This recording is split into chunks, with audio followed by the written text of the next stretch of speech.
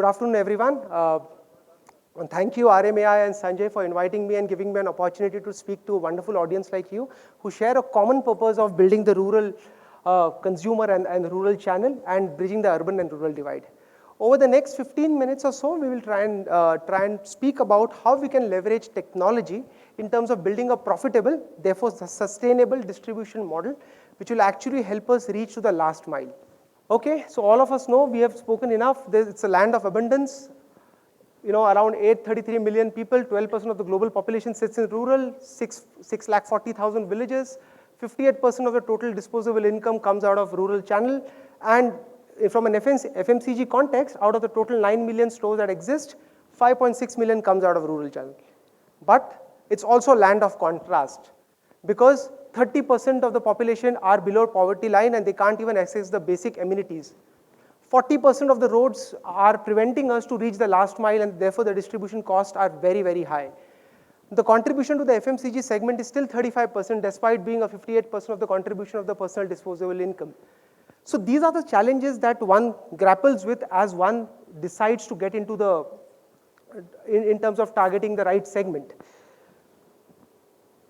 So what's the approach? So over the next couple of slides, what I will be trying to talk about is about how a marketeer or how as a company one can look at targeting the right market, and therefore what should be the right approach of getting into that right market. So therefore, which market, okay, which is where to target and how to target is what we will try and talk about. In order to do so, over the period of, over the past couple of years, we have tried to develop some kind of a model in which we are able to identify the right high potential markets. Out of the total 640,000 villages that exist, 12,000 villages actually contribute to 28% of the business. So how do we reach them? How do we actually identify where are these villages based out of? We have actually come up with a unique market mix modeling approach in which we are able to pick up the right segment. I'll cover this piece, but before that, I'll just have a short video of around 45 seconds. Actually, we'll talk about the entire model. Can I have the first video, please?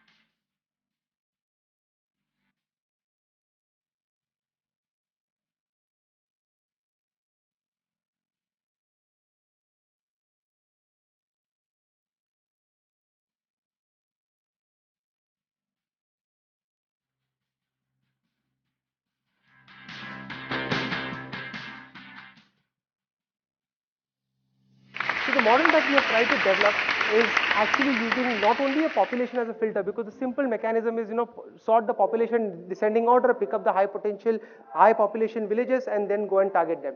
That may not be the necessary approach, because as the satellite imaging has depicted, a village is comprising of multiple habitats put together, and therefore all habitats may, can be scattered across 10 to 15 kilometers of radius, and therefore it may be still be a part of the village, but it's still an inaccessible part of that. Therefore, it's not only population, it's highways, which is what one of the variables that we picked up, banks, market, public healthcare centers in terms of company which are wanting to target or rather has a OTC or a medical kind of a portfolio, Pakka roofs, that talks about the kind of prosperity that the villages has, income, auto owners, auto ancillary companies and the multiple automobile company can look at targeting the kind of penetration, and therefore products can be designed accordingly. Schools, companies which has a portfolio which again talks to the kids can look at schools as a variable. So we try to develop a simple multiple regression model in which all these variables as you're seeing are all independent variable, and the dependent variable is the village that we wish to target. After having answered where, let's move on how. So what's the right coverage model? I've just picked up one district, and this is the kind of a map of the district in Uttar Pradesh, Kheri.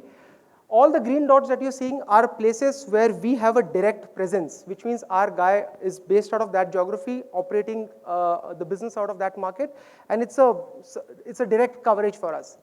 But all the other colors dot, the purple color dot, the pink color dots that you're seeing are all high potential clusters which we wish to target, but we don't know how to target because who's going to be covering them, because it's not financially viable otherwise. Therefore, we have tried to work out a unique model again, which is based on two simple principles. We want to make it cost effective, and we want it to be tightly governed, because both these points actually make the model completely sustainable, because we have realized a lot of companies invest a ton of money, do it in the pilot, after that the pilot fails, and therefore it's important to look at it from making it sustainable from day one. The second aspect is about the tight governance. We don't know what's happening in rural, because we were discussing about the rural internet penetration. We don't even know whether the consumer, whether he's buying the product, whether the schemes that we are spending is actually reaching the POS material, the kind of display material, merchandise material that we send to the market, whether it's reaching to that geography or not, or whether even it's getting executed or not. So as we saw in the video, we have tried to leverage technology as much as we can in order to build a profitable and therefore sustainable operations. Physically sitting here right now, we can track whether what's the kind of inventory that each distributor, sub-distributor in those particular markets carry, whether my salesmen who are into deep interior geographies, which is like maybe a 500 population town, whether my person is working in that market today at this point in time. We can get a delivery track, we can get the kind of money that goes behind the POS or the kind of investments that we do, whether we'll be able to, we are able to track the execution of that. So that gives a lot of reliability and a lot of confidence to us that whatever we are investing is actually getting spent in the right direction. While whatever we just discussed, it is again not a one size that fits all. Every company has its own approach, and therefore for us it was mostly to do with an ROI, because we wanted to have ROI delivered on this model from day one, and therefore that's what we focused and emphasized on. There are some companies which take leap of faith and they invest ahead of time, saying that okay, we'll try and make sure that the distribution takes care, and over a period of time it will start paying off. That could be another approach. Sustenance is the other one, because no matter whatever model that we build, if it's not sustainable, it's just a matter of time it will collapse. And leveraging maximum technology as possible in order to try and leverage the opportunity as much as you can. And that's all. I've delivered the session within 9 minutes. Thank you very much. Really appreciate everyone respecting the timelines. I think we are now ready for the 15-minute Q&A session, and I'm going to request the panel to kindly come up. Once again, Mr. Potbare, you just left, but I'm going to have to request you to please come back again. May I request Mr. Saurav Shah to kindly come back, and Mr. Prabhakar Tiwari. That's the panel, and maybe please request our moderator. The session is going to be moderated by Mr. Prashant Mandke, Vice President and Head, Anugrah Madison. Can we please give him a round of applause, everybody? We had Saurabh presenting about the content, the vernacular part, and then we had Sankalp talking about the last mile. I think it's a very interesting, it was all weaved in, and thanks to all the presenters. Prabhakar, I'd rather restrict my questions to maybe one, not more than that, because I don't think we have so much of time. I just want to reflect, on one important point which you also mentioned, influencers.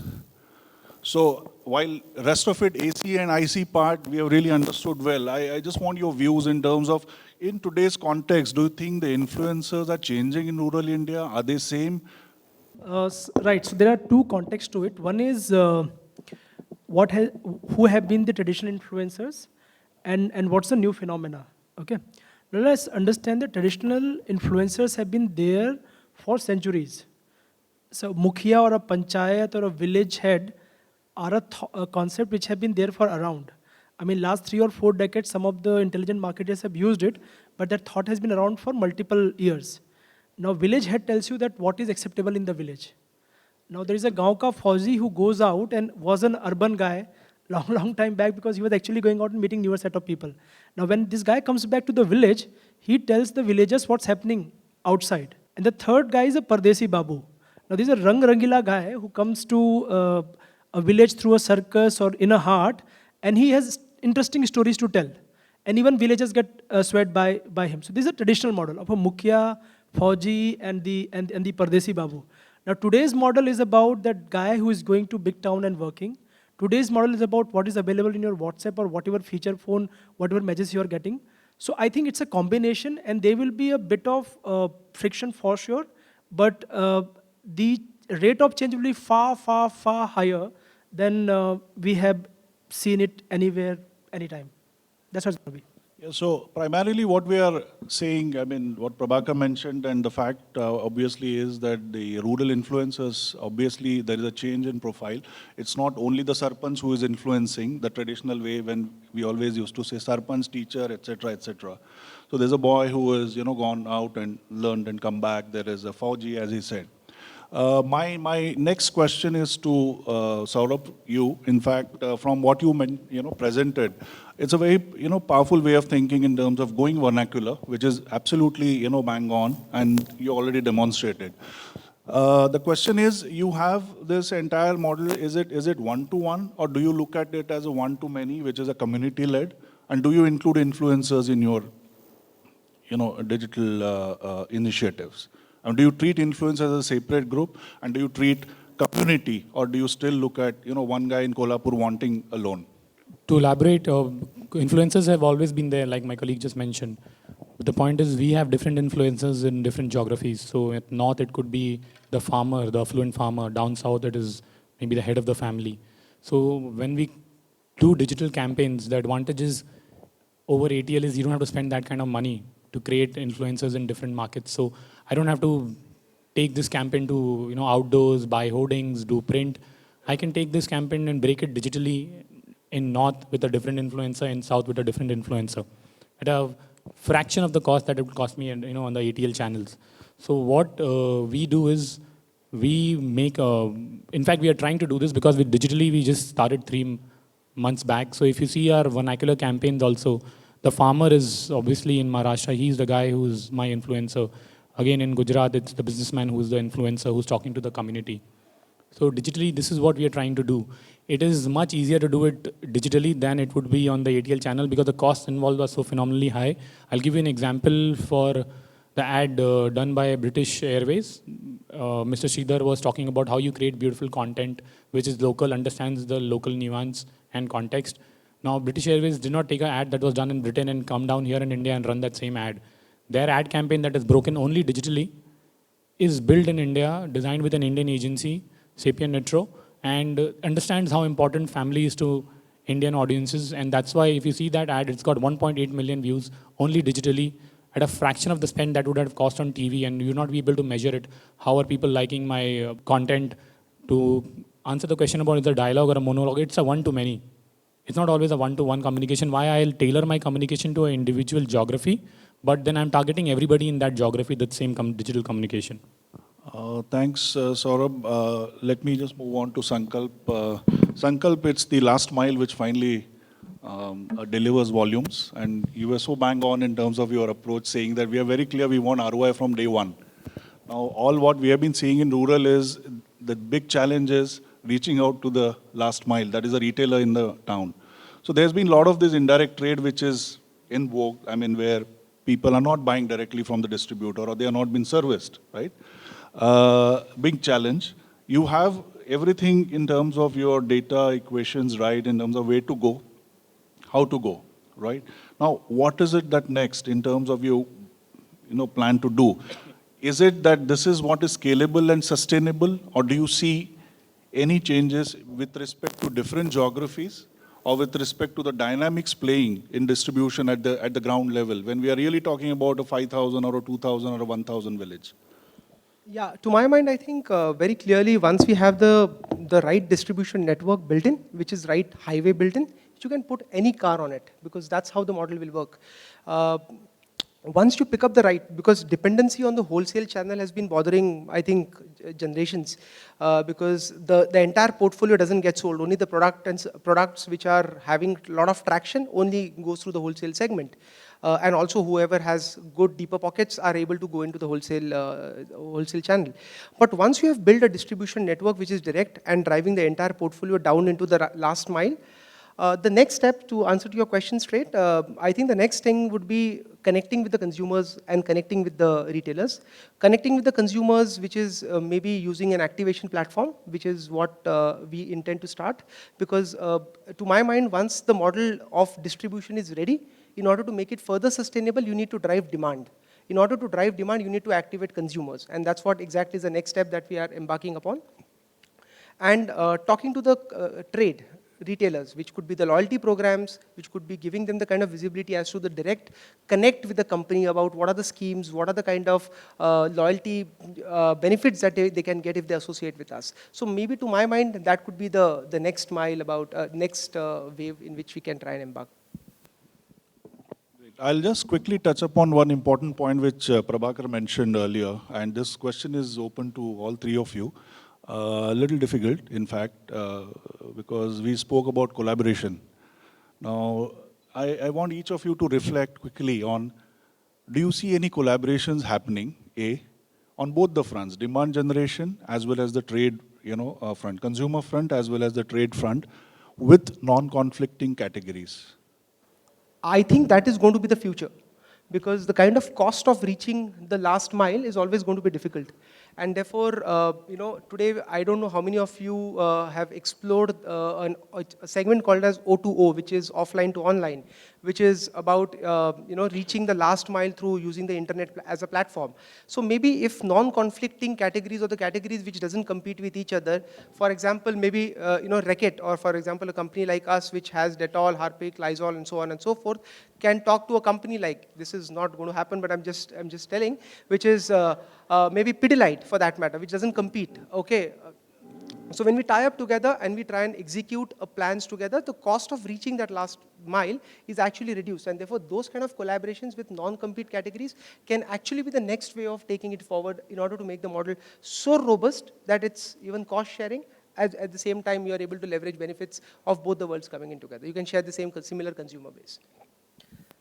So just very quickly, I think, I don't know why this question is coming, Prashant, because this has been happening for quite some time now. Because if you look at Chopal Sagar, e-Chopal, a lot of things are happening. I've heard about, like way back when I was in FMCG and Durable, I heard about people selling TVS motorcycle through Chopal Sagar route.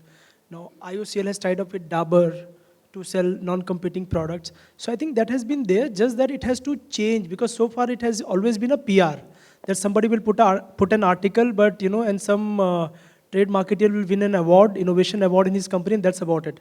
I think what needs to do is fundamentally the board of two companies, or maybe the CEO needs to talk to each other, that dude, this is a real business, serious thing out there, and let's collaborate. I think that's what is needed. I mean, if that's what you kind of were looking for. But otherwise, I see this happening in bits and pieces, at least in the newspapers. So that's what is happening, yeah.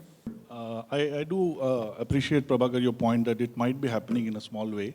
But what I really meant was, do you think companies coming together and saying, let's do this? I mean, it can be as simple as that a fertilizer company who was selling to farmers and has got trust and credibility, are they willing to leverage that trust and credibility for, let's say, Reckitt? Because your end of the day consumer in rural is agrarian. I mean, it's going to be farmer or farm related, right?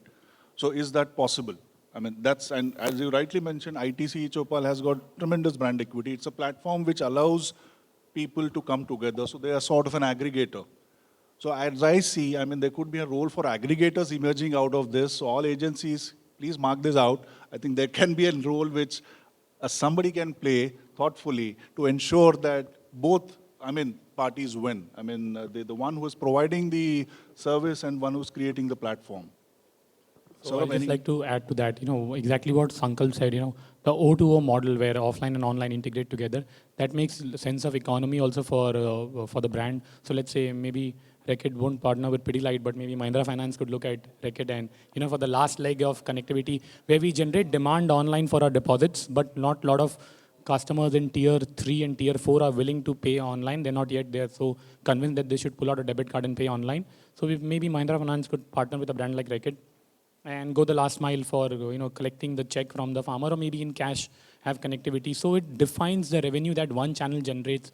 So at Mahindra Finance, which is the digital channel, it's entirely responsible for the ROI that has been put into that channel without creating an additional burden that is already there on the offline channel, which they have their own targets already. So if I could have economies of scale by partnering with a brand like Reckitt and going the last mile, then my online channel, the O2O that Sankalp spoke about, truly comes to life.